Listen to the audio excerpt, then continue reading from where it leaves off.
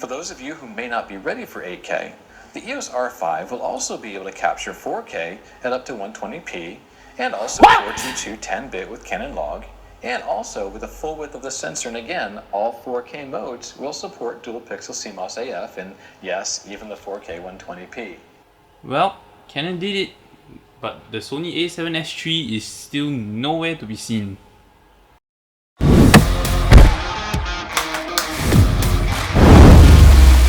Are you ready? Let's go! The Sony A7S II, that tiny full-frame mirrorless camera that blew everyone's minds away 4 to 5 years back with its brilliant video specs and low-light capabilities. At that point of time, being able to record 1080p up to 120 fps and 4K in 24, 25, 30p uncropped on a full-frame sensor on a tiny mirrorless body was mind-blowing.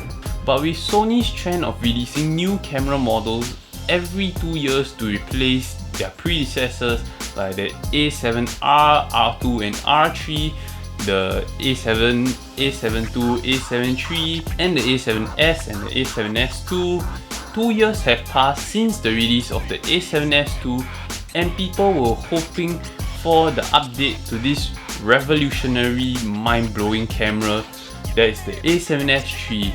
There were rumors of it in 2018, 2019, but it was never released. This gave the camera market time to catch up with the release of the Panasonic S1H that could do 4K 60p and 6K 24, 25p at 10-bit 422, the Fuji X-T3 and X-T4 that could do 4K 60, 10-bit 422, or those on a crop sensor, the Nikon Z6 that had similar specs but all at 10-bit 422 and was recently given an upgrade to record RAW on an external recorder, and with Canon owning 2020 with the release of the 1DX Mark III that could record in 4K 60 10-bit 422 in full frame this time and 5.5K RAW, and the recent announcement of the Canon EOS R5 being able to record 4K 120p in Canon C-Log at 10-bit 422 and that stupidly crazy 8K and 8K RAW in 25p.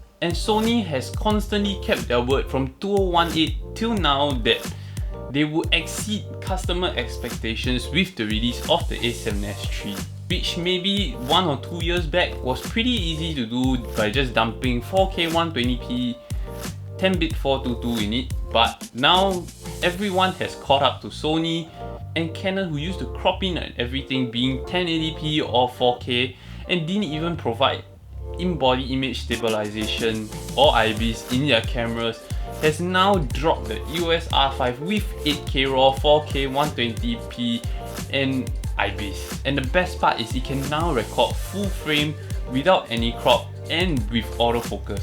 And like the title of this video, where is Sony? What's Sony doing? Where's the A7S III for the past couple of years when they had the time and the space to give everybody the perfect video camera?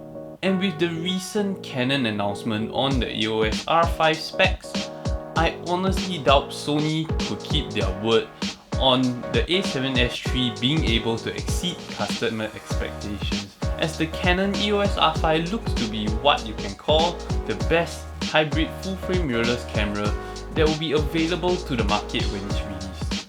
And with that, I doubt Sony can honestly release anything better than that or exceed any customer's expectations with the A7S III anymore, because what can they do?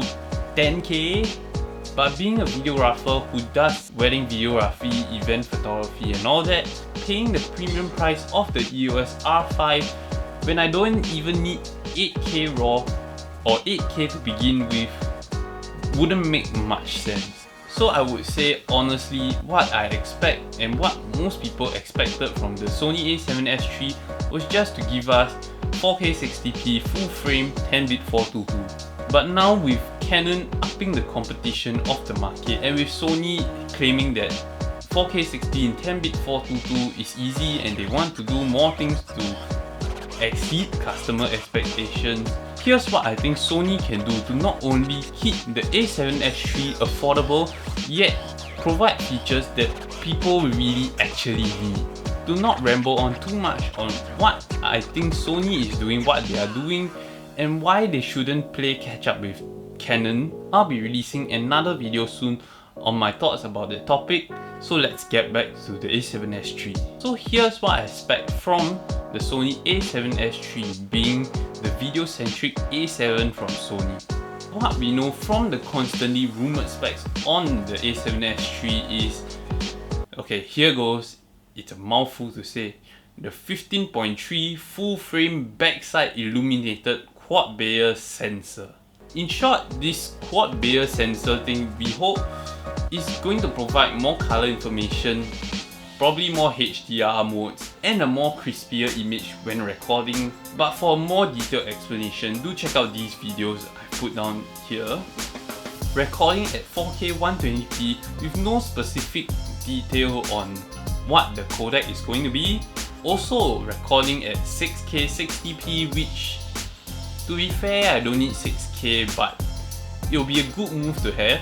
And that's the constant rumors we are hearing about the A7S III. And now moving on to what I hope Sony puts into this camera. So firstly is a more touchable touchscreen where it's extended to the menu system instead of just the touch focusing, and this time being able to change modes or recording settings when the previous video is still buffering. If it does come with a vent for the fan and has a thicker body, give it a grip as well. Don't be like some camera company out there that did not give their cameras a grip. And a flip out screen like what Canon is doing with the EOS R and the R5 and some of the DSLRs they have made in the past. Not solely for the purposes of monitoring yourself, but to be able to see the different angles you're getting by tilting the monitor right, left, up, down, whatever. Because if you're gonna get an A7S III with just because of the flip screen to monitor yourself, then you could get an A6600 or an A6400 that can do the same thing for you. Better high ISO performance in low light situations, and it better be better than the A7 III and the A7S II, and hopefully as a video centric camera, cut it some slack for probably not going to be doing RAW or 8K or those crazy things that probably most of us won't need anyway. Provide an option to record in a better bit depth or codec, for example 12-bit 422 or 444, whatever I said in the A7 IV video, yeah, you get it? Because honestly, as an event video shooter or as somebody who would just point the camera at myself and shoot myself, I don't need RAW in every situation, or I probably won't even need it to begin with.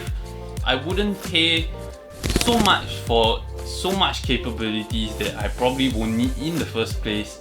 And like I said before, Nikon did something really smart, and I think Sony can take a page from Nikon's book, and that is to provide people with an option to send the camera back to whatever Sony center to upgrade it with a port to allow it to have better video recording capabilities with an external recorder, for example RAW, because not everybody needs RAW or wants to record in RAW anyway. And on top of that, if you're gonna record RAW, it's gonna cost more for faster CPU to process all this data and more hard disks and hard drives to store them. And that's why I think it'll be smarter for Sony to provide the specs we have here with the stock A7S III. It'll be that cherry on top that Sony can provide an option to send back the camera for an upgrade for those who actually need and want to record in RAW. And that's it for my hopes and expectations for what Sony can implement with the release of the A7S III that all of us has been waiting for, or actually some might have given up, but hopefully Sony can still wow us with this camera by providing specs that people actually need and not 8K RAW. Do let me know your thoughts on the A7S III in the comment section down below, and if you have given up waiting for the A7S III after such a long time and with the release of the EOS R5, And once again, leave a like, subscribe and comment down below if you have any more topics you would like me to discuss in a future video, and see you soon.